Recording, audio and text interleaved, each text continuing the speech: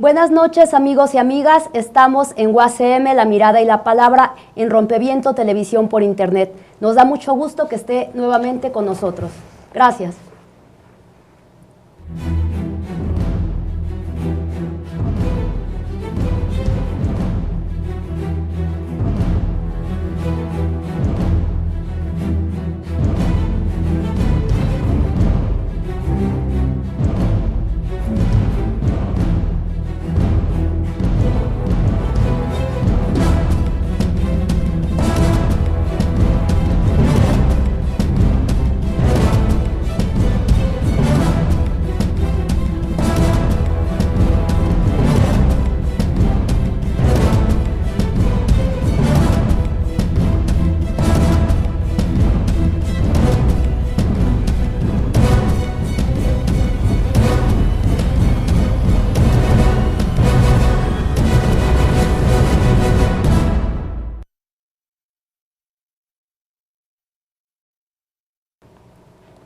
Muy buenas noches, esto es UACM, La Mirada y la Palabra, Rompeviento, Televisión por Internet.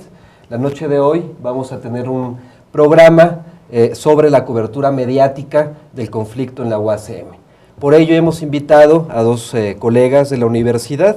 Tenemos con nosotros a Víctor Maya. Él es estudiante de la licenciatura en Comunicación y Cultura en el plantel Centro Histórico. Buenas noches, Víctor. Hola, buenas noches. Además, Víctor es integrante del Observatorio de Medios de la propia universidad.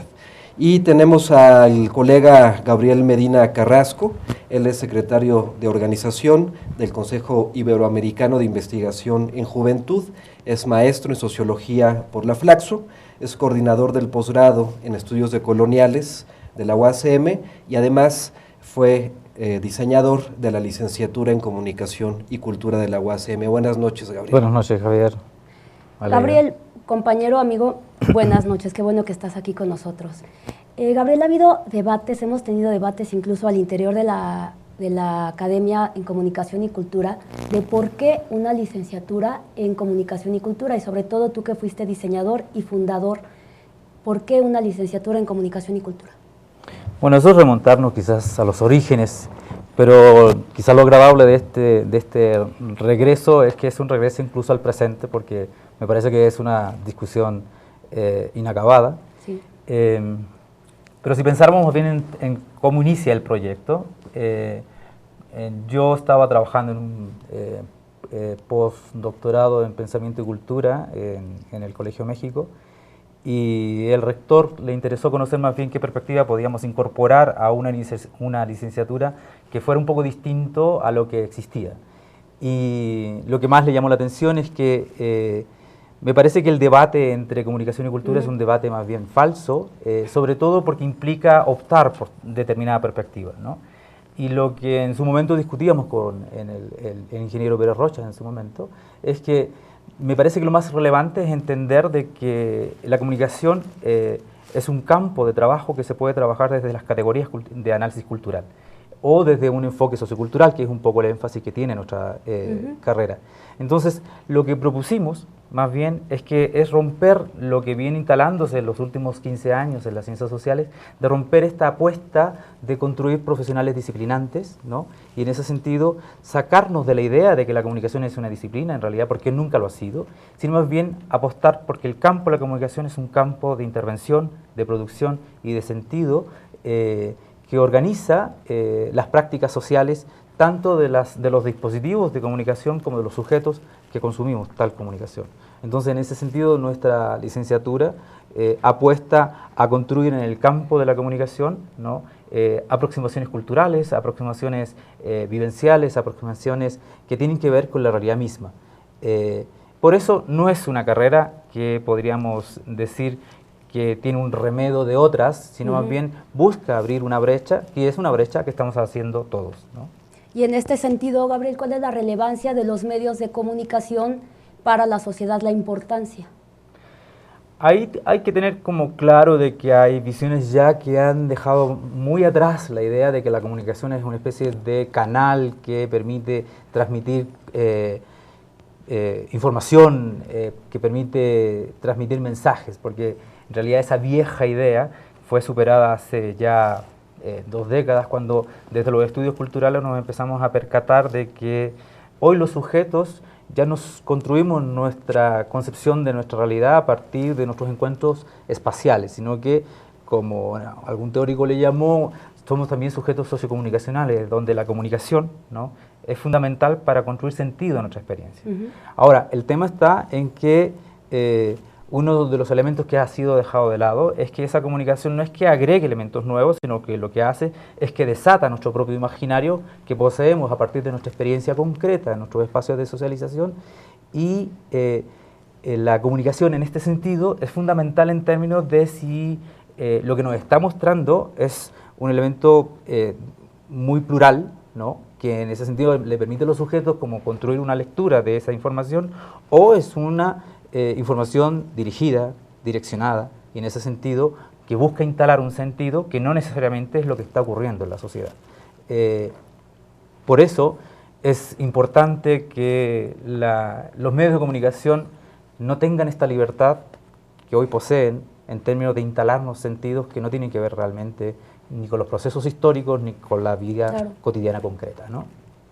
Dentro de la licenciatura, Gabriel, ¿cuál ha sido la experiencia estos 10 años de creación de la licenciatura, desde la perspectiva que estás comentando en relación a la construcción de sentido y los proyectos que se han elaborado a la par con los estudiantes?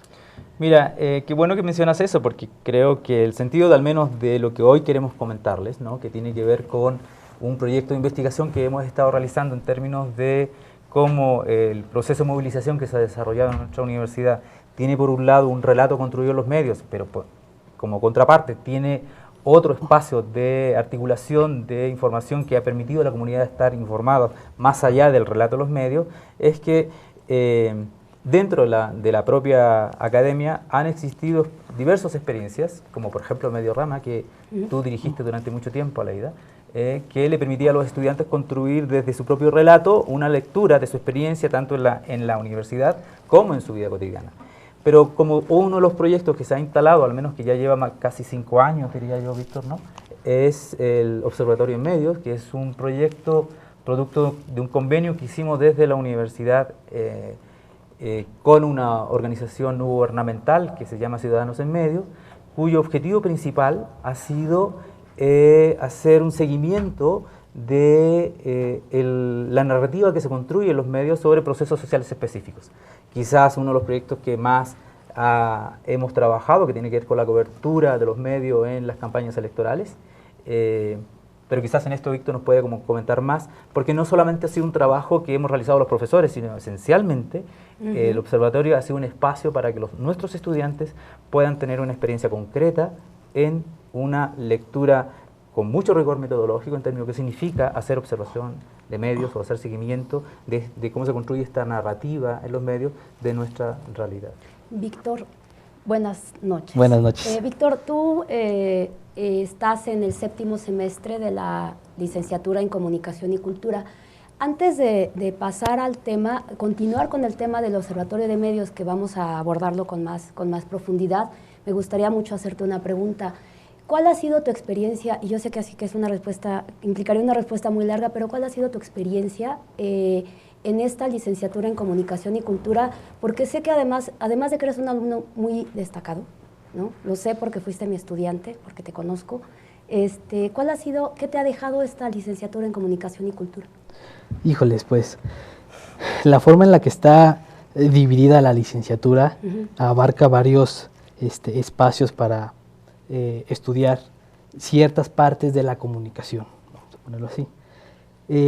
Yo principalmente me he enfocado a lo que es el análisis de contenido en los medios de comunicación, y la parte de la cultura nos permite, me parece, abordar más profundamente el tema de los contenidos en los medios de comunicación, ¿no? En este país donde el oligopolio tiene concentrado los medios, es importante ver desde otro ángulo qué se está produciendo y qué se está emitiendo. Me parece que la formación en metodologías de la carrera es muy fuerte, entonces me parece que eso sí me ha dejado muy marcado en el proceso de aprendizaje. ¿Tu experiencia entre el observatorio cómo ha sido, Víctor? Sí, eso me abrió el panorama muchísimo, porque como estudiantes uno lee poco los periódicos, por ejemplo, nos vamos más a las redes sociales, pero el observatorio me ha permitido a mí, por ejemplo, leer diversos periódicos todos completos. Entonces puedes tener la visión de qué está diciendo un periódico, qué está diciendo otro periódico, y así ya se abre el panorama y no se queda uno con lo cotidiano que consume. Ahora, Víctor, el trabajo que ustedes hacen en el Observatorio de Medios, por lo poco que leí, ¿no?, que confieso que leí, es analiza la calidad y el contenido de la información en el sentido que menciona el profesor Gabriel y que estás diciendo tú. El conflicto de la universidad ha sido analizado por ustedes en este Observatorio de Medios. ¿Cuál podría ser una primera lectura que tienes sobre el conflicto en este análisis? Sí, mira, la importancia del observatorio en relación con el análisis que se hace es por una parte, las capacidades técnicas que tiene el observatorio y por otra, las capacidades metodológicas. El observatorio tiene equipo que nos permite grabar los programas de televisión continuamente y estamos haciendo, bueno, el observatorio ha hecho una hemeroteca y aparte una mediateca en la que se pueden rescatar los programas, por ejemplo, de noticias y aplicarles un seguimiento sistemático a los programas. Tiene también el observatorio una plataforma en línea donde se pueden recuperar notas informativas o donde se puede recuperar la información o la conversación que se está dando en las redes sociales. En la parte metodológica, los académicos o periodistas, los que colaboran con el observatorio, han diseñado instrumentos para análisis de contenido o para seguimiento de la agenda mediática. Entonces, por ejemplo, para el análisis de contenido se aplica un instrumento de codificación, se hace un libro de códigos y se aplican a ciertos proyectos que están en el observatorio. Particularmente en este caso, pues se le ha dado una cobertura en lo que es televisión, al conflicto de la UACM, en lo que es los periódicos y en las redes sociales. Es bien interesante esta parte metodológica, vamos a abordarla en el segundo segmento. Gabriel, Víctor, Javier, continuamos en UACM, la mirada y la palabra. Gracias por continuar con nosotros.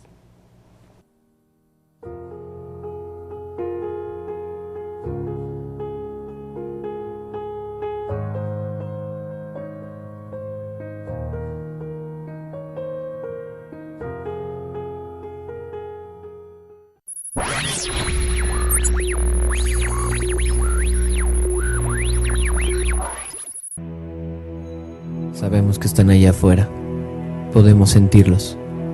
Sabemos que allá arriba tienen miedo a que la gente se informe, temen al cambio.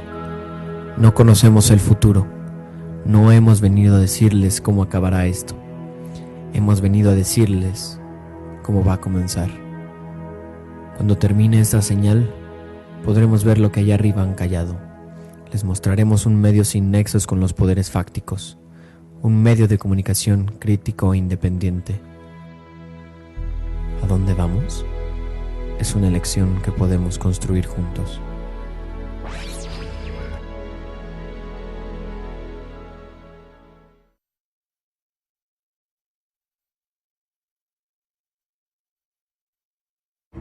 Rompimiento nace desde la reflexión sentida y pensada de la realidad política y social de México y el mundo.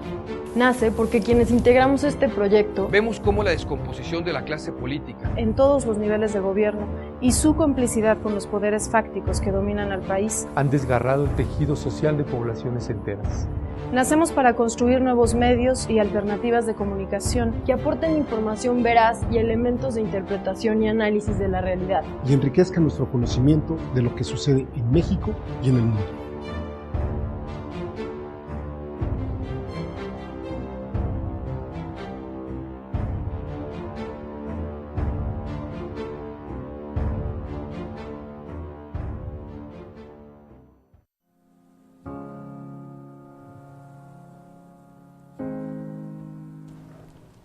Continuamos, UACM, la mirada y la palabra. Estamos conversando con Víctor Maya, Gabriel Medina, sobre la cobertura mediática del conflicto de la UACM.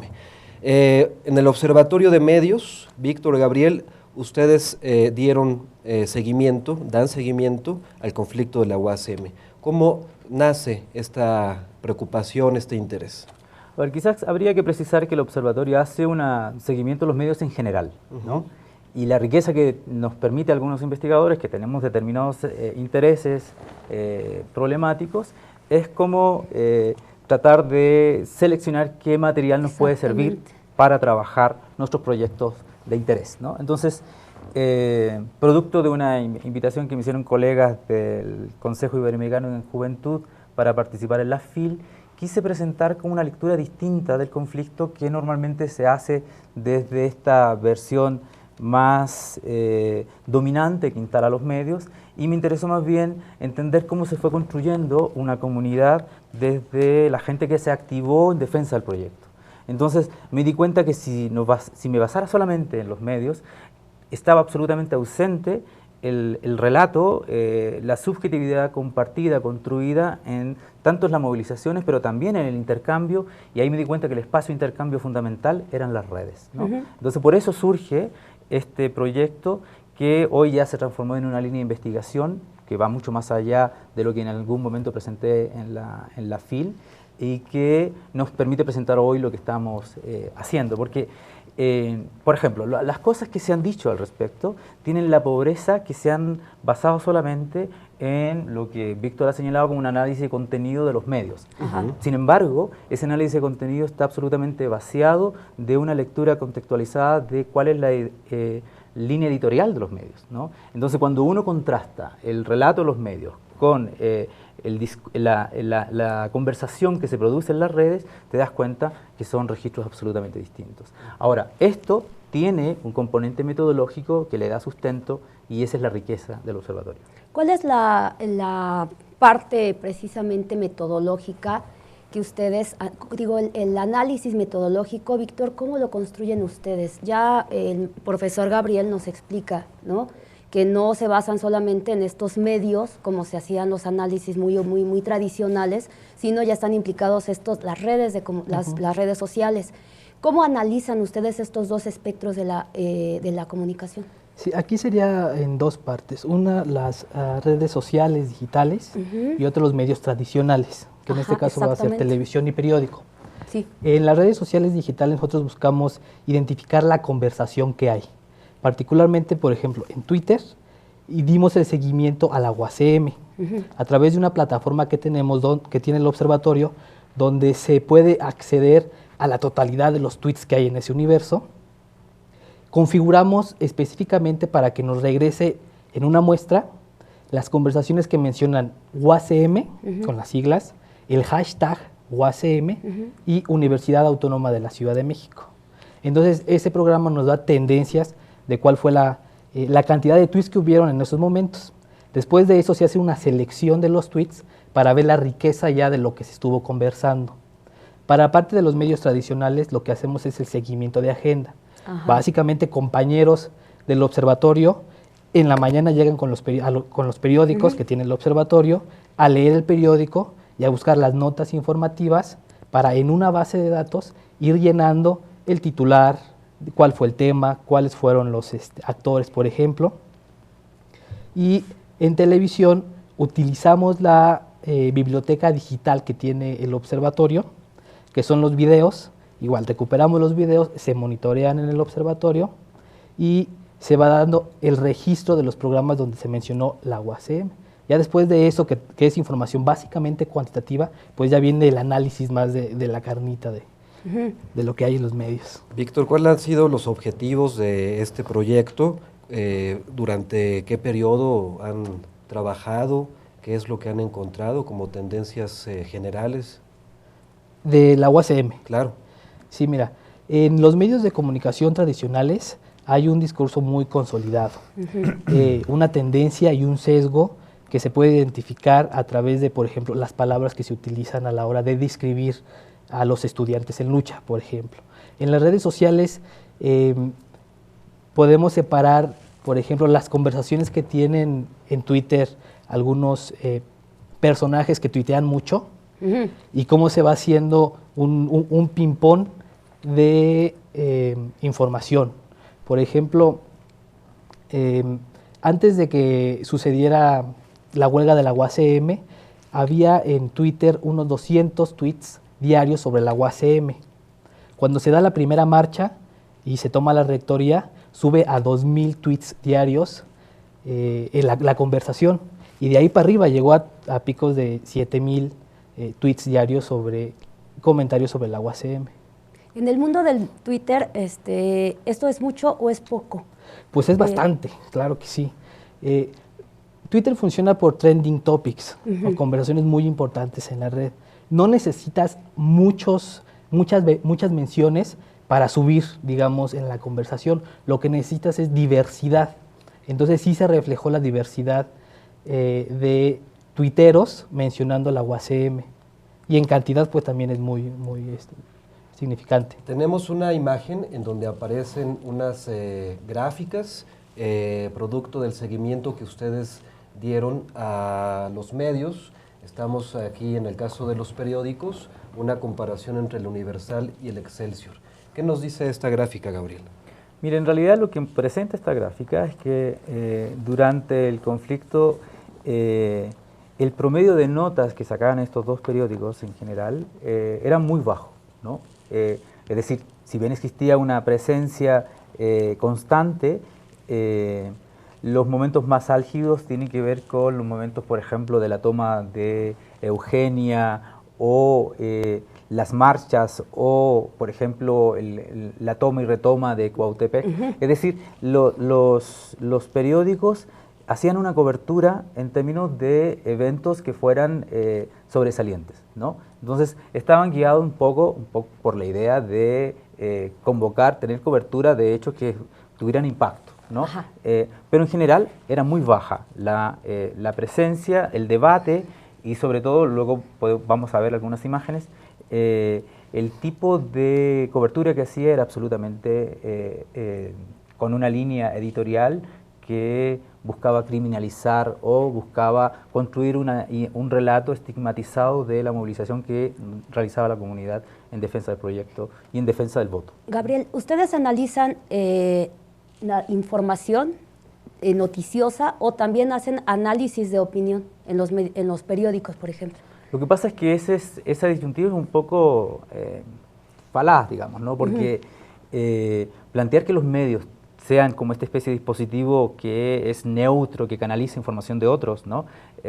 Deja de lado justamente esta idea de contextualizar cuál es la línea editorial del medio, ¿no? Y si tú ves una constante en la cobertura de los medios respecto a una determinada noticia, te das cuenta, o un determinado fenómeno que se repite en el tiempo, te das cuenta que tienen una línea concreta de poder instalar en la opinión pública determinada perspectiva de ese fenómeno.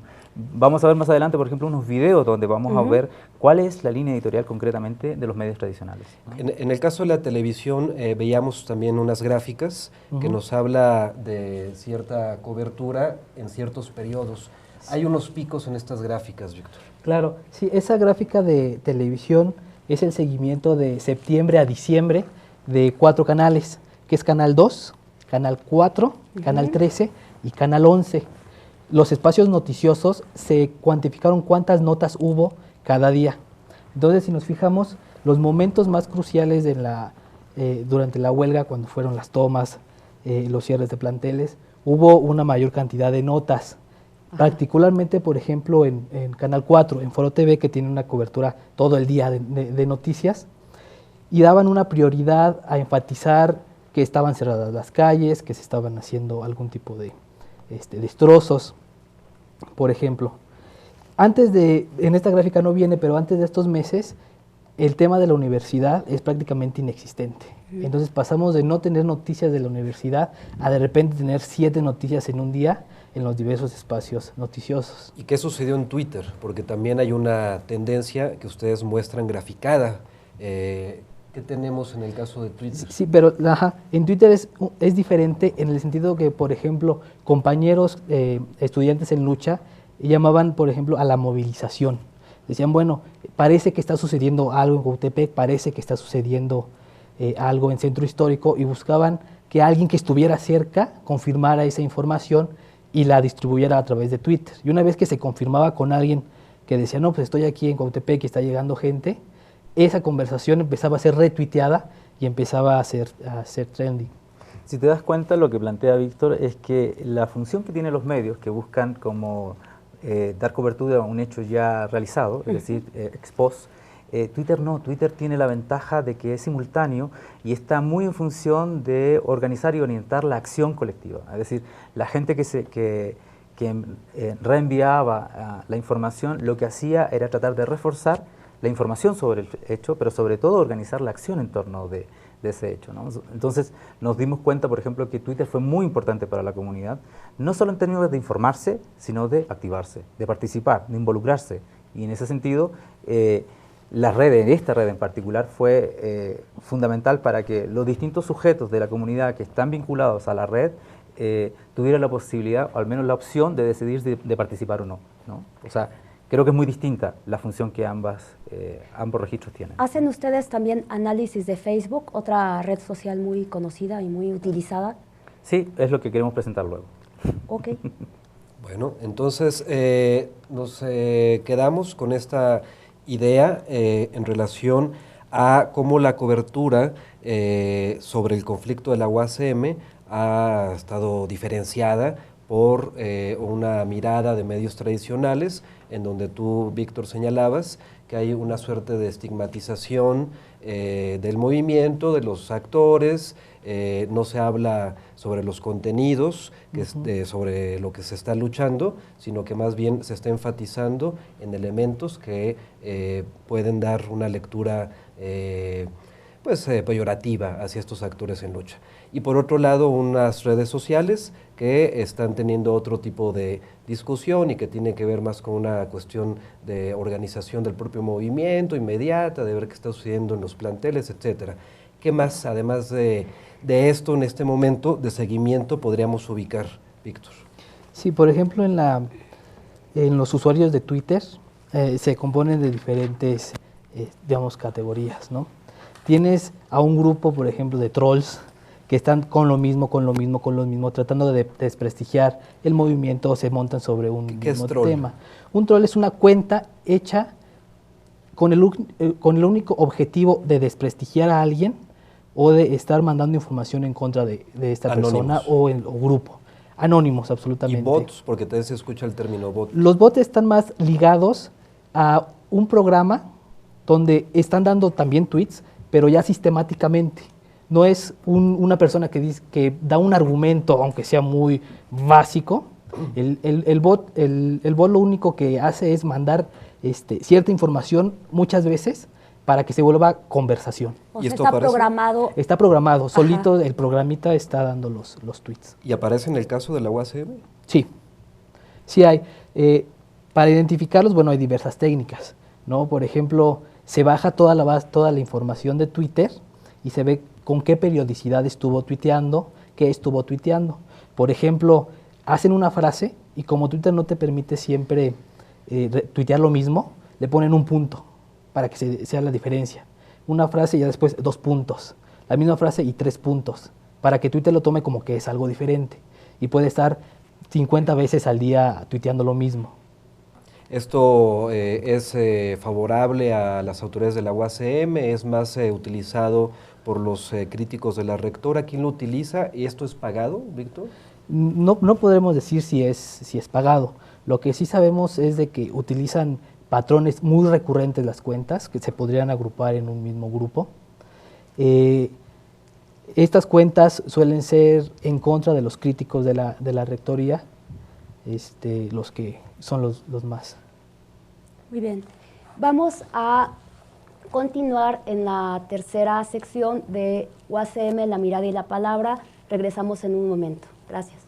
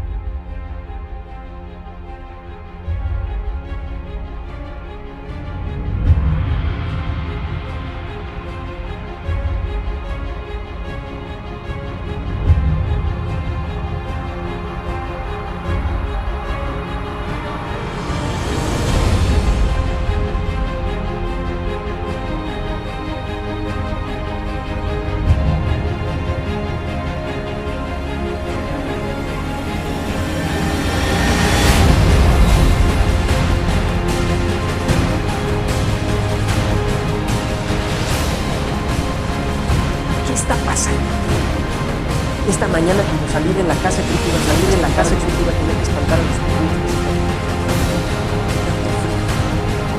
Los seres humanos vivimos con una gran fantasía.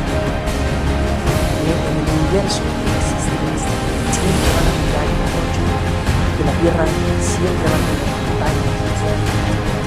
Nos hemos dado cuenta que esta es una velocidad de todo el cielo. Algunos fenómenos ambientales.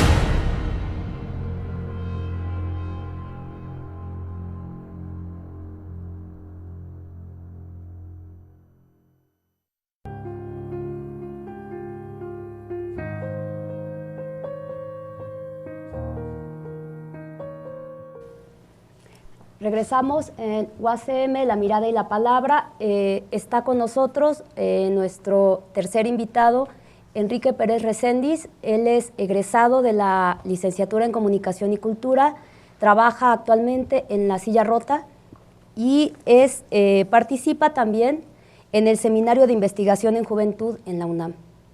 Muchas gracias por la invitación. Muchas gracias a ti, Enrique, por estar aquí. Comentábamos en el segmento pasado sobre las redes sociales, sobre los medios tradicionales en relación a la cobertura del conflicto en la UACM. Hay algunos ejemplos que ustedes trajeron el día de hoy, tanto de los medios impresos como de los medios electrónicos, la televisión y Facebook y Twitter. Me gustaría, Gabriel, Enrique, que pudiéramos ver un video, comentarlo mientras este video se proyecta y que tiene que ver precisamente con los titulares sobre el caso de la toma de la sede Eugenia.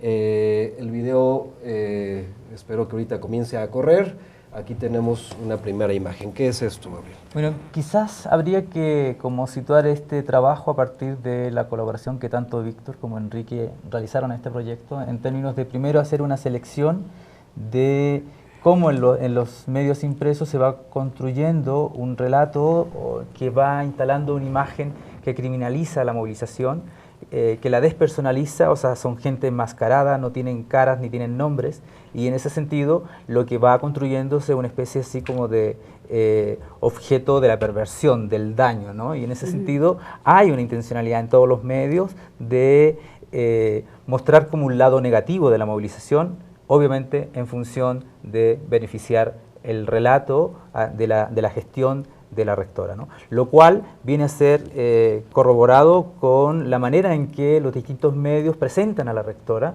como un sujeto mediador, como aquí lo vamos a ver, y lo escuchamos. Rectora, ¿qué tiene que decir ante esto? Buenos días.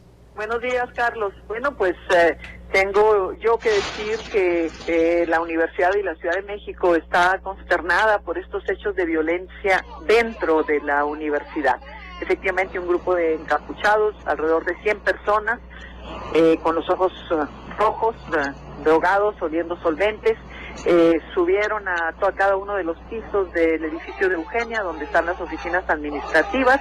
Nosotros estábamos trabajando en el 6º piso, en la oficina de la coordinadora académica, porque tienen tomadas las oficinas de la rectoría en la Colonia del Valle, cuando nos avisaron que un grupo de encapuchados estaba irrumpiendo violentamente en el edificio de Eugenia, con sus ojos enrojecidos y armados todos de palos y tubos, algunos drogados, traían allí la mona, solventes, pues. Todos los que vemos en las imágenes, ¿son estudiantes realmente? No, son muy pocos los estudiantes de la universidad, la mayor parte son gente de fuera, por eso van encapuchados. Universidad de López Obrador, esto fue lo que hicieron, jugar con el destino y el futuro de cientos y después miles de jóvenes que creen que ahí van a estudiar y van a encontrar una puerta a su horizonte y salgan con esto. ¿Tú participaste en este análisis de estas televisoras?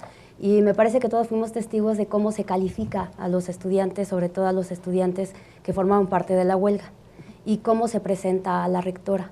Sí, hay dos cosas que hay que tener en cuenta a la hora de analizar los resultados del monitoreo. Uno es lo que se comentaba en los segmentos anteriores, que es sobre el sesgo informativo que hubo sobre la UACM, ¿no? No había notas, no había información, no había nada de la UACM en los medios antes de que estallara el conflicto, ¿no? Y en cuanto estalla el conflicto, hay una serie de criminalización, de deslegitimación y de victimización hacia las autoridades universitarias, ¿no? Y la criminalización es para la parte que está actuando críticamente contra rectoría, ¿no?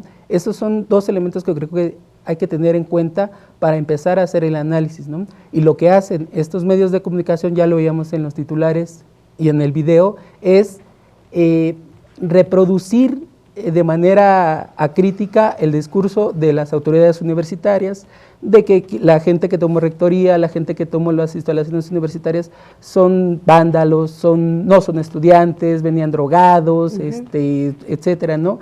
Y en ninguno de estos programas, en ninguno de estos noticiarios, se le da una oportunidad de réplica real al movimiento estudiantil, ¿no? Al CELA, a los trabajadores y a las amas de casa que también participaron. ¿Qué más estamos viendo aquí, Gabriel? Bueno, yo creo que una de las cosas que queda muy claro es que hay una colusión de los medios que obviamente tienen que ver con las apuestas de los poderes fácticos con lo que está en el fondo de esta problemática, porque creo que este discurso de la rectora de instalar en el mal, ¿no? Una cosa etérea pero que produce daño en toda la comunidad movilizada, es como construir la idea de que toda esta gente que hemos estado en función de defender el proyecto no debiéramos estar en este lugar, ¿no? Y por lo tanto a ella debiera ser respaldada en su apuesta de desmontar lo que fue el origen de este proyecto, que era construir una universidad distinta para formar profesionales críticos. O sea, creo que lo que está en el fondo acá es que los poderes fácticos no es que estén apoyando una rectora, en realidad están apoyando un proyecto de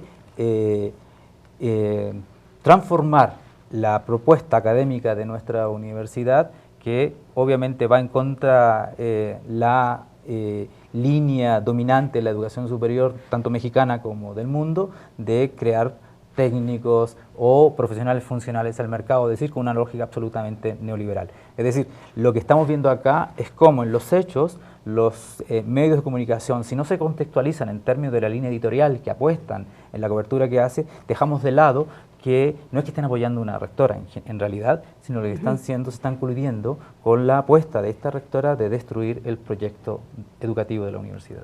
Gabriel, ¿cuál es la imagen de la vinculación? Es clara que hacen de López Obrador, de la figura de López Obrador con la UACM. ¿Cómo funciona esta imagen, esta figura, este político? Mira, sabes que una de las cosas que observamos en los medios, tanto en los medios impresos como electrónicos, que mucho del discurso que se construye desde la gestión de la universidad es un poco en reacción a la manera en que la comunidad movilizada va creciendo y se va extendiendo como esta idea de que en realidad el daño de la universidad no es algo que está asociado a la movilización, sino que está asociado más bien a la gestión de la propia rectora, ¿no? Entonces, si te das cuenta, por ejemplo, que primero fue López Obrador en términos de identificar de que en la universidad existían tribus, ¿no?, de distintos partidos políticos que querían destruir y transformar la universidad en un botín, cuando en realidad es al revés, digamos, ¿no? Pero independiente de eso, lo que quizás quiero como enfatizar es que la rectora va construyendo el argumento para desmontar la movilización a partir de lo que los propios medios instalan, ¿no? Si recuerdan, una de las primeras cosas que dice la rectora es decir que el anterior rector estaba detrás de esta movilización, ¿no? Y el rector le responde, no estoy atrás, estoy adelante, ¿no? Porque efectivamente el rector es alguien que defiende el proyecto, lo instala y obviamente es algo que para él es fundamental defenderse, ¿no? Entonces, y ella empieza a decir, bueno, entonces si estás adelante, ¿no?, hazte cargo de esta movilización, etcétera. Creo que en realidad los personajes que van apareciendo tienen que ver con la solidaridad que ciertos actores políticos han tenido con el movimiento, ¿no? Y por lo tanto la rectora, en vez de reconocer esa solidaridad, tergiversa la información y los instala como líderes o supuestos mentores intelectuales de lo que es realmente una comunidad que se va organizando como sujeto colectivo en defensa primero de la legalidad y en ese discurso de la legalidad nos estamos dando cuenta que no estamos defendiendo solo la legalidad, sino que estamos defendiendo las posibilidades de seguir construyendo un proyecto que fue el que dio lugar a la existencia de nuestra universidad, ¿no? Ella asume entonces este discurso mediático de la existencia de una disputa interna perredista las tribus de López Obrador y de Ebrard, y habla en el momento más crítico del conflicto de Antorcha Campesina y una serie de actores que parece que van a espantar a la gente. Eso sucede, digamos, a nivel medios tradicionales, pero ¿qué sucede en Facebook? ¿Qué sucede en Twitter, Enrique? Bueno, comentaba acerca de estos dos elementos que había que considerar en los medios tradicionales, que era primeramente el sesgo informativo y el otro la tergiversación o la editorialización o politización de las noticias, ¿no? Lo que pasa en Facebook y lo que pasa en Twitter es precisamente, funcionan como una especie de contrarréplica a los medios tradicionales, ¿no? El perfil que se llama UACM Yo Soy 132 oficial. Lo tenemos en una imagen, en una primera imagen. Bueno, en ese perfil, en ese grupo, que a la fecha cuenta con más de 3.500 miembros, es como funcionar como una especie de foro donde se depositan varias informaciones, ¿no? Así se citan diferentes fuentes, diferentes periódicos, diferentes videos, pero se da la oportunidad de empezar a raíz de esos comentarios o de esos posts un debate, ¿no? Un debate sobre las diferentes posiciones que hay en la universidad, que me parece que es por donde tiene que pasar todo el debate de democratización de medios, que es finalmente la apertura de un debate sobre cualquier tema, ¿no? Mira, lo que tú preguntabas hace un momento, Aleida, en términos de si habíamos observado qué es lo que ocurría en las redes, con Víctor hace un momento veíamos cuál era el tipo de conversación y cuál era la función que tenía el Twitter en los distintos momentos álgidos de la movilización. Pero el Facebook tiene otro registro, quizás es lo más rico, porque el Facebook mezcla varios niveles que son, primero, de compartir información, pero no es una información que se asuma como neutra, es una información que claramente busca posicionarse en términos de contrastar la versión que hay en los medios tradicionales, y por lo tanto fue fundamental, sobre todo este portal, el que acabamos de ver, no solamente en términos de cuántos seguidores tenía, sino que más bien los posteos que habían eran impresionantes en términos de la cantidad de gente que se informaba y le daba el tweet de, o sea, el me gusta independiente que fueran o no de la universidad. Pero si nos centráramos solamente en la comunidad, creo que la comunidad, aparte del Twitter, usó el Facebook fundamentalmente para construir un tipo de información distinta a los medios, y en ese sentido tener una lectura mucho más cercana, no solamente a los hechos, sino que a las distintas posiciones que hay respecto a los hechos. Algo que señala Víctor, que creo que es importante, en este portal no solamente existía gente que estaba a favor de la movilización, había gente que también estaba en contra, ¿no? Y en ese sentido cuestionaba el planteamiento, pero la riqueza, algunos con una postura absolutamente provocadora, pero la riqueza de la existencia de estos sujetos es que permitía la articulación de los otros en defensa de la opinión compartida en la comunidad movilizada. Entonces, eso permitió no solamente un tema, además, argumentativo o racional, sino que un tema absolutamente emocional, donde la ironía, el humor también estaba presente. Claro. Vamos a continuar en UACM, la mirada y la palabra, con este tema del conflicto universitario de la UACM en los medios de comunicación. Regresamos en un momento. Gracias por continuar con nosotros.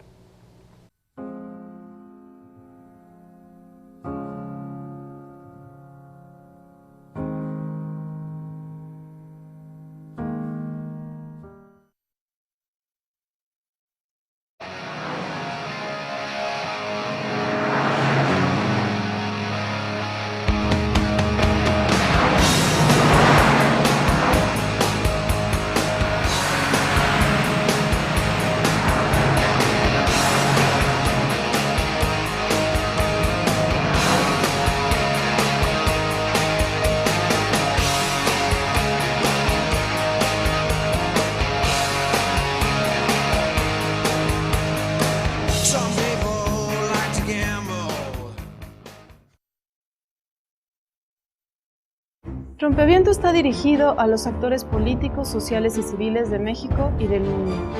A los sectores académico y estudiantil. A quienes de manera individual o colectiva se han involucrado en acciones civiles y políticas tendientes a lograr democracia, libertad y justicia para todos. Y a quienes hasta hoy no han participado activamente en la transformación que nuestro país necesita. También nos dirigimos a la clase política nacional, a pesar de ser los responsables de la destrucción del país, y precisamente por eso.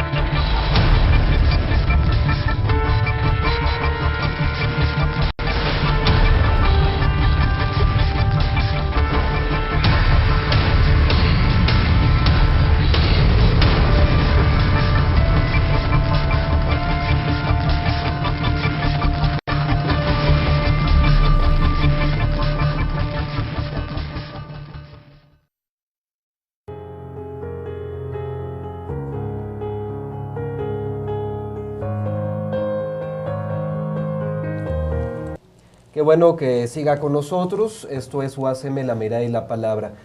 Comentaban nuestros invitados en el segmento anterior sobre la manera en que los medios tradicionales y las redes sociales hablaron en el caso de la toma de Eugenia. Hay otro ejemplo que ustedes traen aquí al programa que tiene que ver con la instalación del tercer consejo universitario. Si podemos acompañar el video en donde aparecen los titulares de la prensa y también algunas cuestiones de redes. ¿Qué tenemos aquí?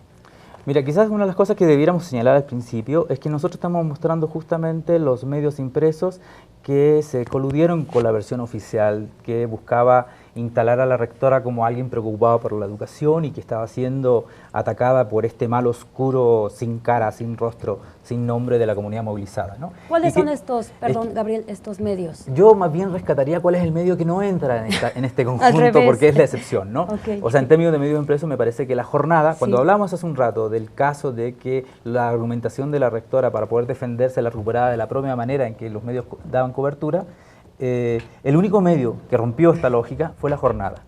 Y eso ameritó que la rectora instalara a Carmen Lira como alguien que estuviera como la autora intelectual de este movimiento que iba contra de ella y a través de ella de la educación pública. Entonces, en ese sentido yo creo que habría que reconocer abiertamente que la rectora no cumple este rol. Gabriel Enrique a López Dóriga. En donde fue agredida la rectora. Muchas gracias, Rosana Fuentes Verán. Vamos a ver la información. Esta tarde todo comenzó cuando se instaló el Consejo finalmente de la Universidad Autónoma de la Ciudad de México. Esto fue en el Museo de la Ciudad de México. Ahí académicos exigieron que se cumplan los acuerdos para la reanudación de clases después de más de 3 meses de paro, todo este curso escolar. Se intentó leer el documento de un acuerdo, pero los paristas se negaron y protestaron. Se pidió un receso de 5 minutos que se prolongó durante horas y luego la situación de plano se salió de control. Por la noche la sesión terminó violentamente. La rectora de la Universidad Autónoma de la Ciudad de México, Esther Orozco, abandonó la sesión del Consejo en medio de agresiones de integrantes de ese mismo Consejo Estudiantil de Lucha que había cercado las instalaciones del Museo de la Ciudad de México. Ahí va en medio la rectora. Tuvo que salir protegida por el presidente de la Comisión de los Derechos Humanos del Distrito Federal, Luis González Plasencia. Se ve claramente, Enrique Gabriel, esta construcción mediática de un discurso criminalizante de estos medios, sobre todo Televisa, ¿no? Tenemos a Televisa, a TV Azteca. ¿Cuál ha sido, hay algún, así como La Jornada que salió de este discurso, hay algún medio electrónico que haya salido de este discurso oficial en contra del movimiento de la UACM? Pues hubo, regresando al tema de la web y de las redes sociales, parece que hubo ciertos portales que dieron cierta dimensión diferente al conflicto, ¿no? Un tratamiento más contextualizado, pues. En el caso de La Jornada, por ejemplo, toda su plataforma web hizo un seguimiento constante, no a partir del estallido del conflicto, sino anterior incluso a la jornada electoral para la renovación del tercer consejo electoral, ¿no? Eso da una idea de cómo se fue construyendo la noticia en La Jornada con relación a los otros medios que solo daban estas notas cuando pasaba algo, ¿no? Cuando se tomaba Eugenia, cuando se tomaba Casa Libertad o cuando pasaba lo de la instalación del tercer consejo, ¿no? Eso es con respecto a los medios impresos.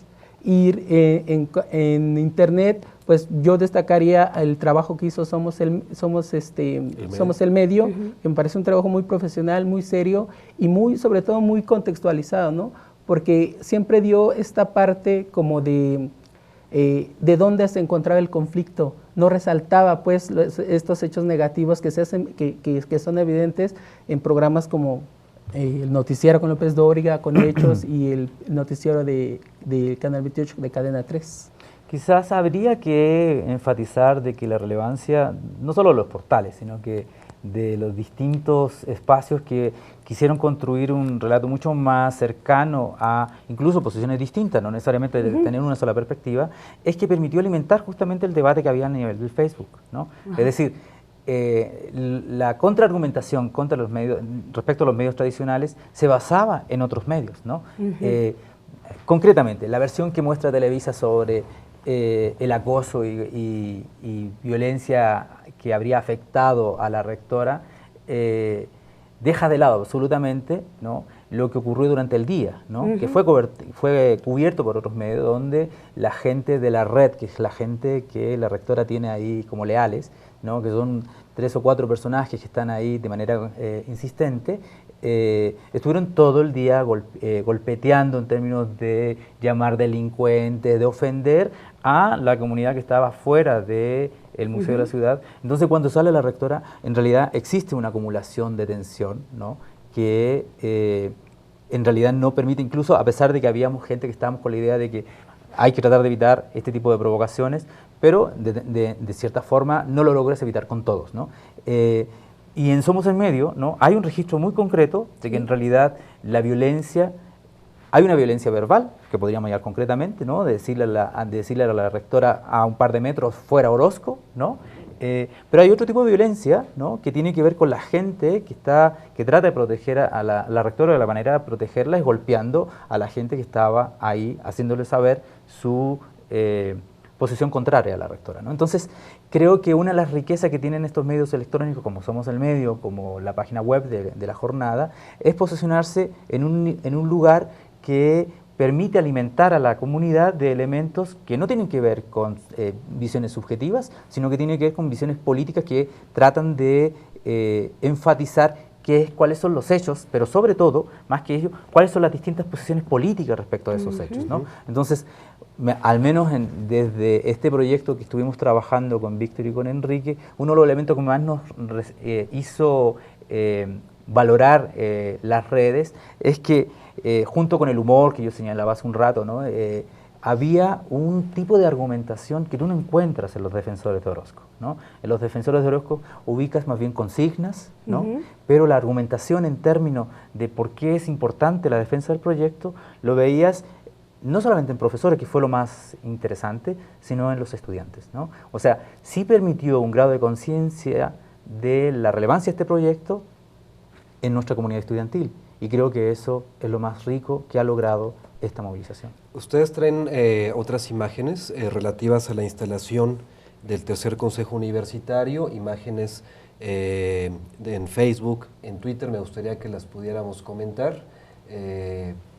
Esta primera es Facebook. ¿Qué tenemos aquí? ¿Qué es esto? Si te das cuenta, ahí existe como una versión argumentada respecto de qué es lo que ocurrió en el museo, ¿no? La relevancia de la elección de ese tercer consejo y la importancia que nuestra universidad vuelva al canal institucional de su funcionamiento académico de manera ya en una lógica de convivencia, de trabajar con el otro. Entonces, quizás lo relevante de la conversación del Facebook es que las posiciones que habían al nivel dentro de los integrantes de la comunidad movilizada es que convocaban a la gente a sumarse a un proyecto del cual éramos todos parte. Si podemos ver la siguiente.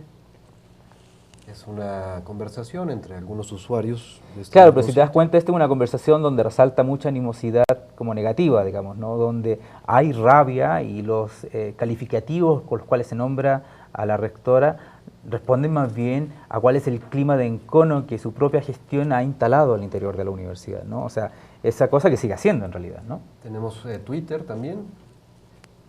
Después aquí. Si te das cuenta aquí, no tiene que ver necesariamente con un debate que hay al interior de la universidad, sino que de gente que participa en la red, que tiene opinión sobre lo que ocurre en la universidad y tiene una posición más bien ética, digamos, ¿no? O sea, la rectora, que debiera ser la que buscaría la resolución del conflicto, lo que hace es aumentarlo. Muy bien. ¿Podemos seguir viendo algunas imágenes? Sí, hay bueno, es importante o interesante ver sobre todo en las imágenes de Facebook cómo a raíz de las notas que hay en diferentes periódicos o en diferentes portales o incluso videos que se llegaron a postear, a partir de ahí se desprende todo un debate, ¿no? Como decía, yo creo que esa parte es importante porque se dan argumentos en favor o en defensa del proyecto educativo, que finalmente es aquí como el conflicto, ¿no? Más allá de la permanencia o no de la rectora, creo que... El tema de fondo. Sí, exactamente. El tema de fondo es la defensa del modelo educativo de la universidad y vemos como más allá de una defensa argumentativa racional, también hay una defensa emotiva, ¿no? Todos los que nos metimos al Facebook, todos los que nos pusimos a tuitear y fuimos a las marchas, sentíamos sentimos pues esa universidad como parte de nosotros, ¿no? En mi caso, como egresado de la universidad, pues la defiendo, ¿no? Y la voy a defender en Twitter, y la voy a defender en Facebook, y la voy a defender en las marchas. Así como una conclusión, si es que podemos salir de una conclusión, porque el trabajo sigue, ¿qué es lo que estableceríamos a partir de esta observación en medios? Mire, yo creo que una de las cosas que habría que dejar muy claro es que si bien los medios fueron fundamentales como mediación, como espacio de configuración de una comunidad, esa comunidad se logra construir en el encuentro corporal, en el cuerpo físico, en las marchas, en la defensa de los estudiantes por parte de los profesores, en las reuniones que teníamos los profesores, en las asambleas que tenían los estudiantes. Porque lo que logran las redes es que permites encontrarte con un sujeto desconocido que está en otro lugar de la ciudad, pero que participa de la misma manera tuya en esta movilización. Es decir, las redes son importantes en términos de ir construyendo esa subjetividad, pero en la medida que esa subjetividad no se materialice en el encuentro físico, en la calle, donde copas la calle, donde haces la marcha extensiva, en realidad tendría menos importancia como la que tiene ahora, ¿no? Gabriel, les agradecemos muchísimo, Enrique, Víctor, también, que hayan estado aquí con nosotros en UACM, La Mirada y la Palabra. Sinceramente, este tema queda abierta la invitación, y vamos a programar otra parte de este programa del análisis en medios, del análisis que están haciendo ustedes en medios, no nada más del conflicto, sino de su trabajo. Les agradecemos mucho. Estamos en UACM, La Mirada y la Palabra, Rompeviento Televisión por Internet. Nos vemos el próximo martes. Muchas gracias por estar con nosotros. Buenas noches.